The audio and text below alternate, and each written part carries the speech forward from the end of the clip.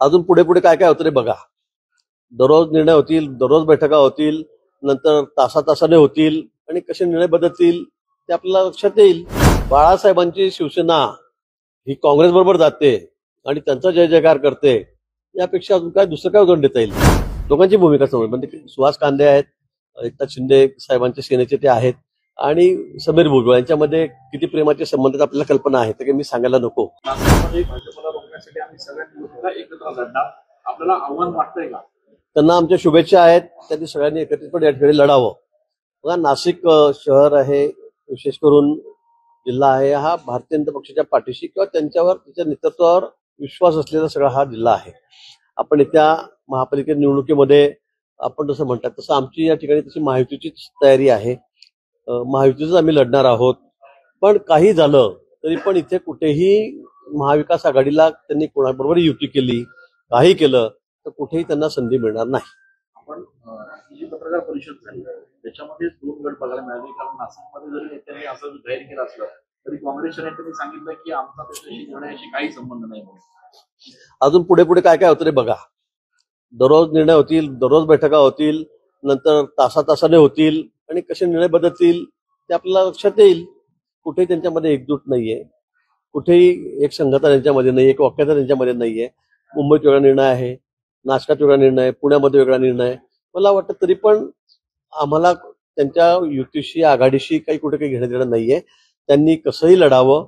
भारतीय जनता पक्ष महायुती सक्षम आहे. आम्ही कुठल्याही पद्धतीने त्यांच्याशी लढायला तयार आहोत. आपल्याला कळेल की नाशिक शहर महापालिकेमध्ये निर्णय आल्यावर की जनता मतदार कुणाच्या पाठीशी. त्यांचा एकमेव अजेंडा आहे की भारतीय जनता पार्टीला येणाऱ्या निवडणुकांमध्ये रोखायचं, आणि त्यासाठी हे सगळे पक्ष एकत्र येत आहे आणि ते आता ज्या काँग्रेस आणि मनसेचं जमत नव्हतं त्यांना एकत्र घेण्याचा प्रयत्न करत आहे. हे एकत्र आले तर आव्हान असेल का भाजपसमोर यांचं? मी आपल्याला तेच सांगतोय की आम्ही आमच्या कार्यकर्त्यांची फळी हे सर्व सर्व सर्व दृष्टीने तयार आहोत.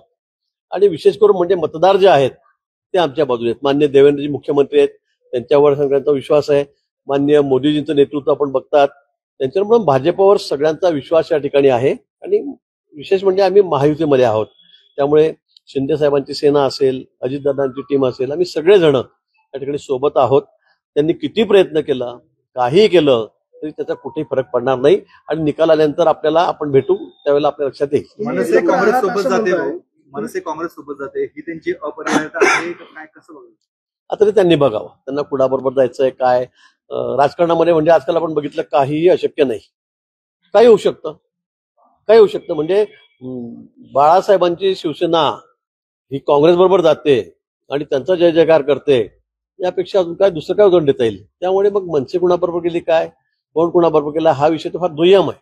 मला वाटतं ज्यांना जसं पडेल त्यांनी तिकडे जावं. आमची तयारी पूर्ण आहे. आम्ही निवडणुका लढणं सक्षम आहोत आणि निकालानंतर आपल्याला हे कळेल. तुम्ही असं म्हणताय की शिंदेच्या शिवसेनेला सोबत घ्यायचं आणि एकत्र लढायचं असं तुम्ही भूमिका घेताय, मात्र काही वेळापूर्वी समीर भुजबळ या ठिकाणी येऊन गेले, त्यांनी तुमची भेट घेतली. नांदगाव, मनमाड, येवला मी महायुती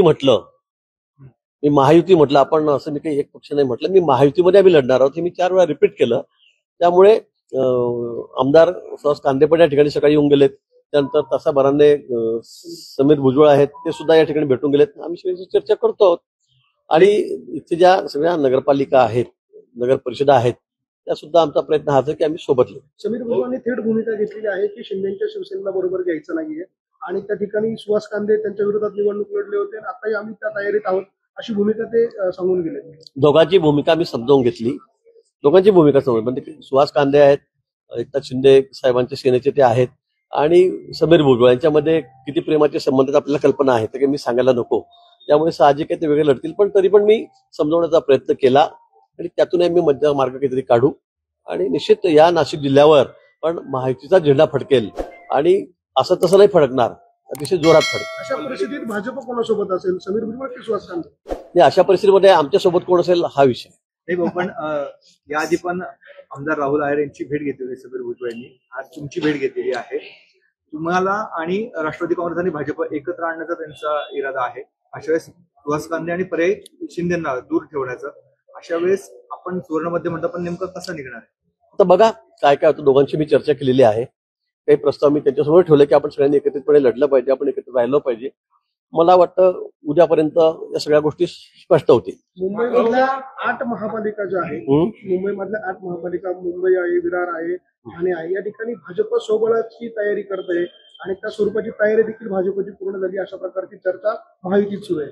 मला वाटतं या संदर्भामध्ये आमचे नेते मान्य देवेंद्रजी यांनी भूमिका स्पष्ट केलेली आहे की आम्ही महायुतीत लढणार आहोत, पण ज्या ठिकाणी अशक्यच असेल, जमतच नसेल, अपरिहार्य असेल, त्या ठिकाणी मात्र आम्ही मैत्रीपूर्ण लढत त्या ठिकाणी करणार आहोत, सोबळावर लढणार आहोत, पण शक्यतोवर आम्ही महायुतीमध्येच लढू. नाशिक जिल्ह्यामध्ये जो काही जमिनीचा गैरव्यवहार झाला त्याची रक्कम आता 42 कोटींवर गेलेली आहे.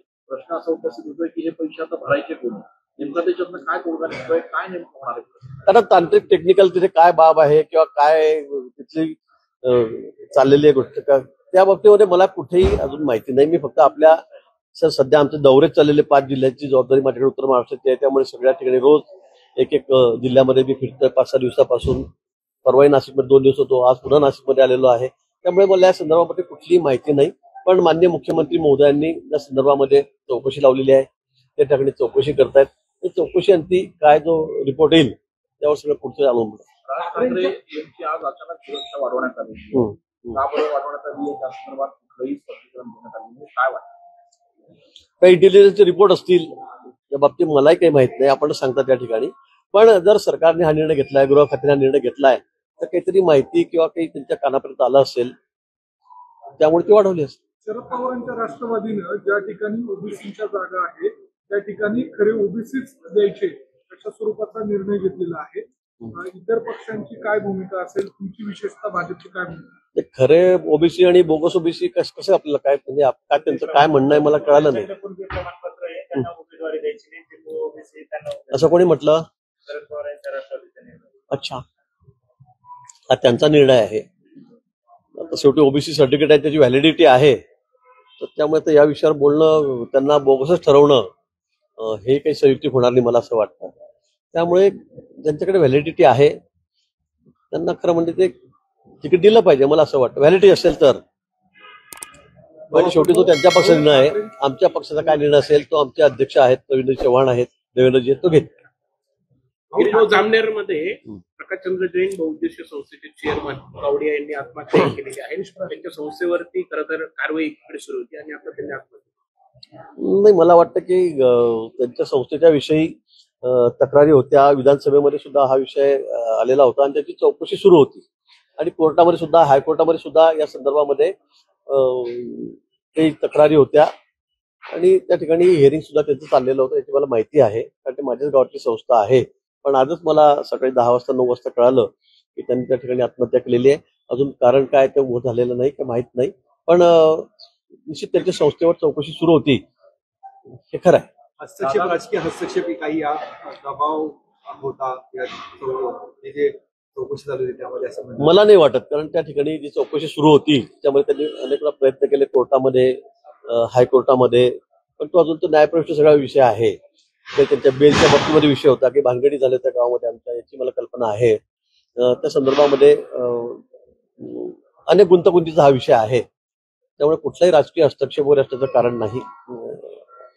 म्हणजे उगाच त्याला विषयांतर होतंय मला असं वाटतंय, पण त्यांच्या ज्या सगळ्या चौकशा सुरू होत्या, त्या भानगडी सुरू होत्या, त्याची मला निश्चित कल्पना आहे, पण त्यांनी आत्महत्या का केली त्याचं कारण अजून मला तरी कळालेलं नाही. मुख्यमंत्र्यांचा नाशिक दौरा ठरला असं कळत आहे. यासोबतच नगर परिषद निवडणुकांच्या पार्श्वभूमीवरती काही नगरसेवक म्हणजे पुन्हा इनकमिंग आपल्याकडे जोरदार होणार भाजपमध्ये अशी चर्चा. अजून त्या संदर्भामध्ये मला काही माहिती इनकमिंग कोणाचं आहे काय, पण आज आता 3 वाजता बैठक आमची भाजप कार्यालयामध्ये आहे. सगळे आमदार आहेत, आमचे माजी महापौर असतील, नगरसेवक आहेत, आमचे पदाधिकारी आहेत, त्यांची सगळ्यांची बैठक मी या ठिकाणी बोलवली. त्यामध्ये निश्चित कळेल कोण अजून येणार आहे का नाही येणार आहे, त्या संदर्भात स्पष्टता 3-4 वाजता होईल. दादा एक व्हिडिओ परत व्हायरल झाला आहे. धनंजय देशमुखांना 20 कोटी रुपयांची ऑफर दिल्याचं काहीतरी संभाषण आहे. दादा गौरव ज्यांना आरोपी म्हणून अटक केली आहे, जरांगे यांच्या गटाप्रकार नाही, या बाबतीत मला कुठलीही माहिती नाही. आपण सांगता तेवढीच माहिती माझ्याकडे. ठाकरेंच्या बंधूंच्या अधिकृत राजकीय युतीला जागा वाटप झाल्यानंतर जागा वाटप चर्चा 11 तारखेनंतर मुहूर्त लागणार आहे असं कळतं.